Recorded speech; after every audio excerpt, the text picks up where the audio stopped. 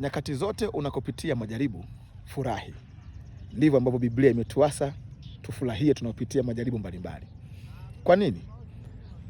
Petro wakati anatembea juu ya maji, wakati muda wote alipokuwa akimtazama Yesu, hakuzama.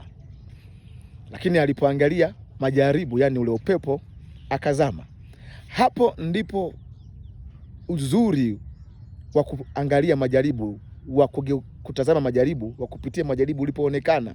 Ni uzuri gani? Ndipo tulipoweza kujua kipimo cha imani ya mwanadamu. Yesu akasema, una imani haba, akamwambia Petro. Kumbe nyakati zote unapokuwa ukikaa na kumtazama Yesu, unaweza usijue kipimo chako cha imani kilivyokaa.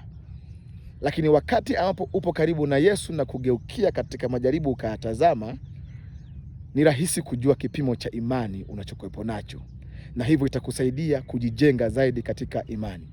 Siku zote usije ukamtukana mtu. Nyakati yoyote utakapomtukana mtu, jitahidi sana kuanzia siku hiyo hiyo kujipanga kuja kumwomba msamaha baadaye. Manake kipimo cha imani ya mwanadamu kipo katika majaribu ambayo anayapitia. Nikutie moyo, unapimwa. Ukitoka utakuwa kama Ayubu, utarudishiwa mara 2.